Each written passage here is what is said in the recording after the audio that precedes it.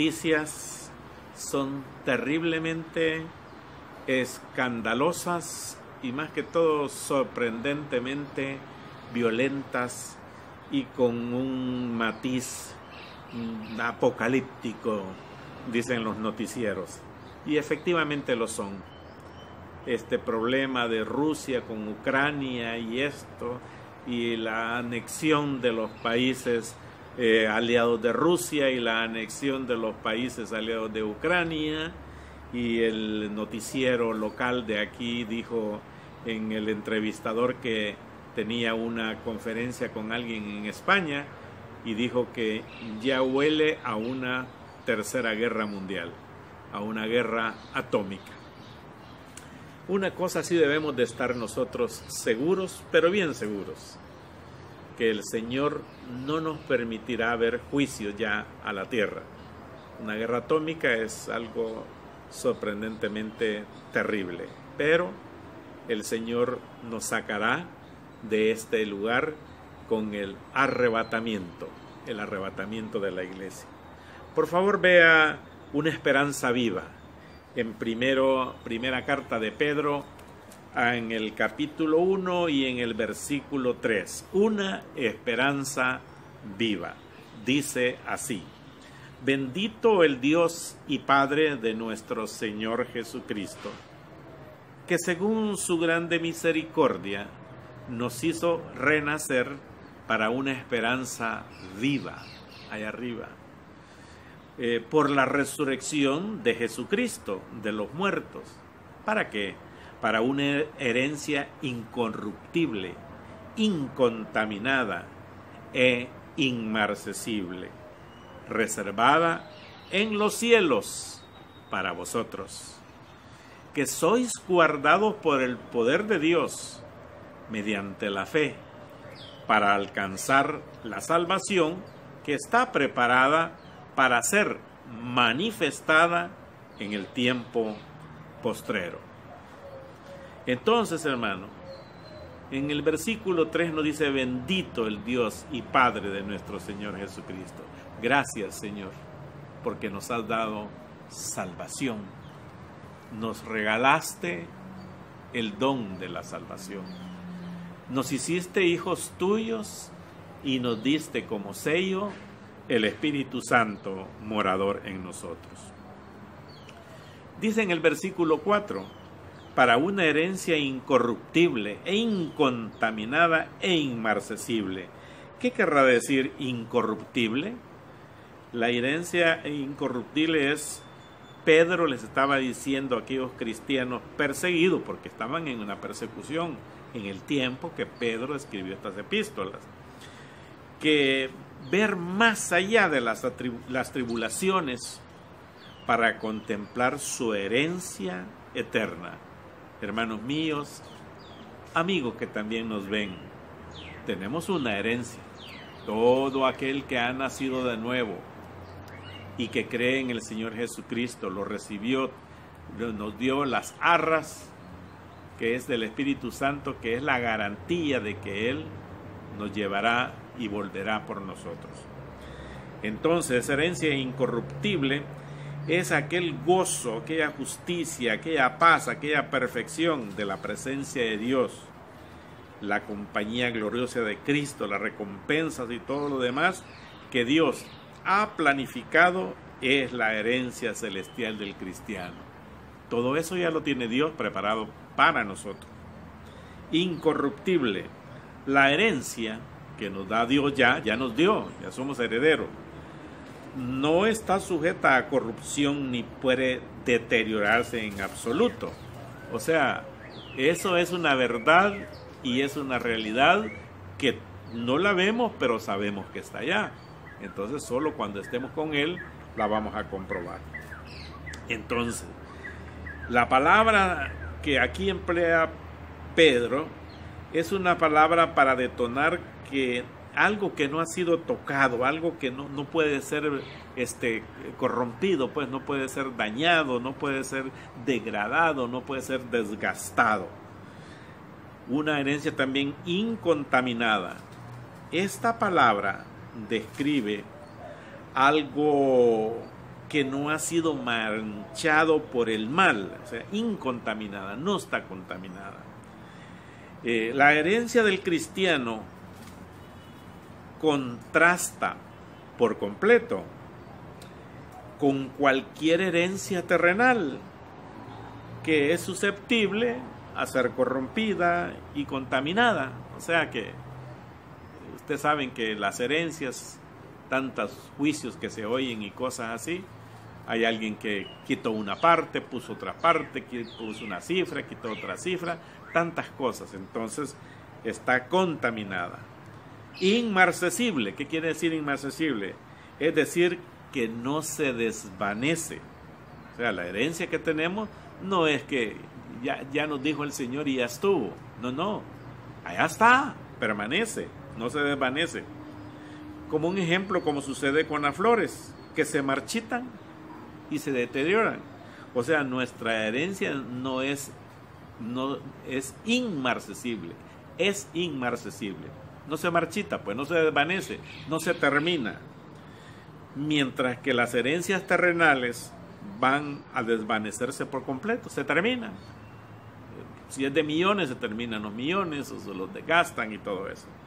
La herencia eterna de nosotros los cristianos no tiene elementos corruptibles. Así que esa es, hermano, en el versículo 4. Versículo 5. Que sois, dice, guardados por el poder de Dios mediante la fe. Entonces, el poder de Dios, somos guardados. El poder supremo, la omnisciencia, la omnipotencia y la soberanía de Dios, no solo guardan la herencia que acabamos de hablar, sino que mantienen seguro y firme al creyente. Estamos seguros, hermanos, que vamos a recibir esa herencia, que vamos a estar allá arriba recibiendo la herencia, que el Señor nos lo prometió, que el Señor nos lo dio en Efesios 1 del versículo 13 al 14, y que nos dejó la garantía del Espíritu Santo para que cuando sea el arrebatamiento nos vayamos a recibir galardones, a estar en las bodas del Cordero y a ser coherederos con Cristo en aquella eternidad. Entonces, el cristiano tiene que estar firme y seguro. Nadie puede robar el tesoro del cristiano, nadie. Y nadie puede descalificarlo de recibirlo. Hermanos míos, ni el propio Satanás nos puede robar el don de la salvación. Si Dios nos la dio, es cierto. Si Dios escribió nuestro nombre en el libro de la vida, es cierto. Ahora hay algo que debe de tomar en cuenta el cristiano. Esta palabra, esta frase, querido hermano en Cristo Jesús, ¿ha nacido usted de nuevo? Fíjese que no le pregunto, ¿ha recibido a Cristo? Mentira, nosotros no lo recibimos. Cristo nos encontró. Nosotros no lo andábamos buscando. Cristo nos encontró. Nosotros no nos hemos ganado la salvación. Dios nos la dio. Es un don. Ese don es de Dios. ¿Recuerdan cuando Nicodemo visitó al Señor Jesús de noche? Y le dijo cosas espectaculares, Nicodemo. Pero el Señor Jesús lo único que le dijo es: te es necesario nacer de nuevo para que puedas recibir el Espíritu Santo. Y el Espíritu Santo es la garantía del creyente. ¿Has nacido de nuevo, mi querido hermano? Si tienes alguna duda, siempre he recomendado que cada creyente que tiene duda de su salvación entre en el secreto del Señor, o sea, entre a su cuarto, busque un lugar de oración, hable con el Señor y le pregunta: Señor, ¿soy salvo? Si tiene duda, pregúntele, hable con Él. Y Dios no desecha a nadie que le busque. Entonces, si le busca a usted en espíritu y en verdad, el Señor le va a contestar. Seguro que sí. Entonces le dice en el versículo 5, que soy guardado por el poder de Dios mediante la fe, para alcanzar la salvación que está preparada, ya sabe, para ser manifestada, para que sea demostrada pues en el tiempo postrero.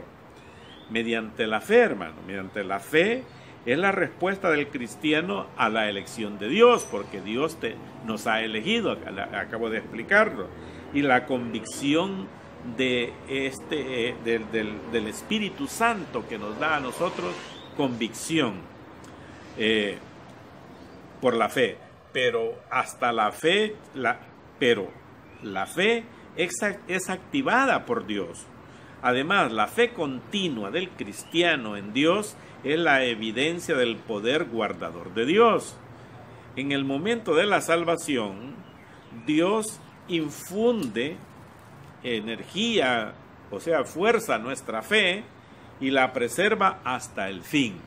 La fe salvadora, hermano, es permanente y nunca muere. Entonces dice en el versículo 6, en lo cual vosotros os alegráis, aunque ahora por un poco de tiempo. ¿Está usted contenta de ser creyente? ¿Está usted contento de que el Señor Dios Todopoderoso le ha salvado, lo ha escogido, le ha dado salvación? Gloria a Dios, qué alegría. Entonces, si es así, discúlpeme, estamos con el micrófono molestándonos por acá, pero si es así en todo caso, mis hermanos, alegrémonos, pues el Señor nos da esa fe, la fe por medio del Espíritu Santo. Dice en el versículo 6, en lo cual vosotros os alegráis, aunque ahora por un poco de tiempo, si es necesario, tengáis que ser afligidos en diversas pruebas. Si así es, hermano. Pedro enseña que varios principios importantes de las pruebas son: no perduran, las pruebas no van a durar todo el tiempo. También sirve con un propósito definido de parte de Dios, a modo de que nuestra fe sea fuerte y cimentada. Produce tristeza y aflicción, sí es cierto. Algunas veces nos produce tristeza y aflicción, es correcto, sí. Pero dice también que se presentan en varias formas las pruebas, y en el 5 no deberían de reducirnos el gozo de ser cristianos y de ser salvos. Entonces dice en el versículo 7, para que sometida a prueba vuestra fe, mucho más preciosa que el oro, el cual aunque perecedero se prueba con fuego, sea hallada en alabanza, en gloria y honra cuando sea manifestado Jesucristo. Entonces, esta prueba, el propósito de la prueba de la fe, es que Dios permite las pruebas y consisten en confirmar la realidad de la fe de cada creyente. Pero el beneficio inmediato de esa prueba de fuego es para el creyente más que para Dios. Esa prueba no es así para que Dios, sino que para nosotros. Dios la está permitiendo para que nos seamos más fuertes y más sólidos. Sí, entonces, si un creyente sale aprobado y no deja de confiar en el Señor, puede estar seguro de que su fe es genuina. Cuando sea manifestado Jesucristo, sí, Señor, la revelación o manifestación de Cristo se refiere a su segunda venida, en particular en el tiempo que Él llamará y recompensará a su pueblo redimido. Recuérdese que nosotros vamos allá arriba, una vez arrebatados, a dos eventos bien importantes: a recibir galardones y a las bodas del Cordero. Y ahí de donde vamos a recibir, dice, en particular las recompensas que Dios nos va a dar. Es decir, cuando suceda el arrebatamiento, nos lleva el Señor y estaremos con Él para siempre. Bendito sea Dios que nos dejó su palabra, que nos revela las verdades eternas y nos permiten estar firmes y seguros. ¿No se siente usted seguro? Entonces pídale al Señor que le dé seguridad. Si usted no se siente que su fe es positiva, pídale al Señor que le confirme su fe. Bendiciones por donde quiera que nos ven hoy domingo. Bendiciones. Usted estuvo en sintonía con el canal cristiano La Palabra.